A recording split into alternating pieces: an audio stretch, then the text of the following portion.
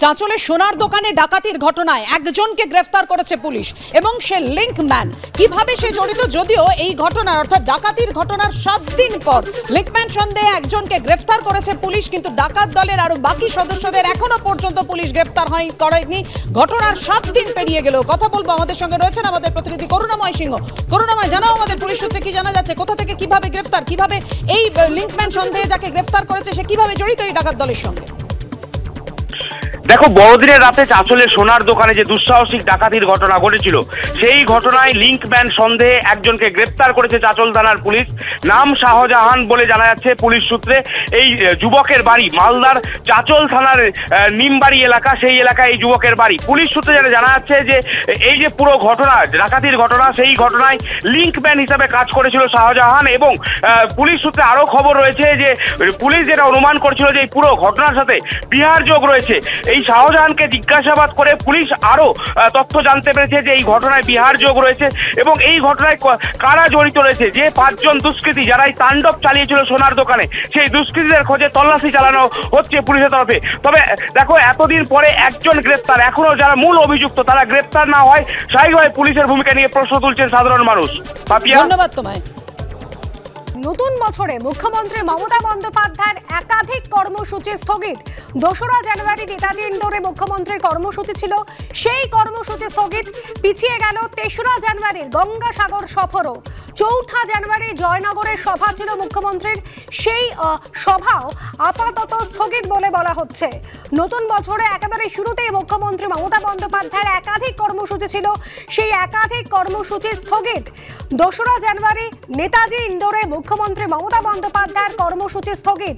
এরপর 3রা জানুয়ারি গঙ্গাসাগর সফর ছিল মুখ্যমন্ত্রীর এবং সেখানকার ব্যবস্থাপনা খতিয়ে দেখার জন্য মমতা বন্দ্যোপাধ্যায় ঘোষণা করেছিলেন সেই যে সফর, সেই গঙ্গাসাগর সফর, সেই সফরও পিছিয়ে দেওয়া হয়েছে। 4ঠা জানুয়ারি জয়নগরের সভা ছিল মুখ্যমন্ত্রীর, সেই সভাও আপাতত স্থগিত বলে জানা যাচ্ছে।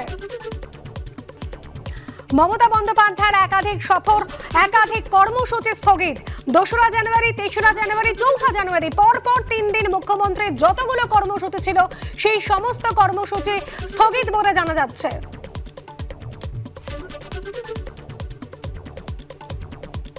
আসছে পরে খবরে। স্বাস্থ্য পরীক্ষার জন্য মুখ্যমন্ত্রীর এসএসকেএম এ যাওয়া নিয়ে বিস্ফোরক অভিযোগ শুভেন্দু অধিকারীর। এসএসকেএম এ সুপারের চেম্বারে বৈঠক করেন মুখ্যমন্ত্রী মমতা বন্দ্যোপাধ্যায়। বৈঠকে ছিলেন স্বাস্থ্য সচিব, কলকাতা পুলিশের সিপি এবং এসএসকেএম এর সুপার সুজয় কৃষ্ণ ভদ্রের বিষয়ে আলোচনা হয়েছে। ইন্টারকমে জ্যোতিপ্রিয় মল্লিকের সঙ্গেও কথা বলেছেন মুখ্যমন্ত্রী। বিস্ফোরক অভিযোগ বিরোধী দলনেতা শুভেন্দু অধিকারীর। পাগলের প্রলাপ বলে পাল্টা কটাক্ষ কুণাল ঘোষের।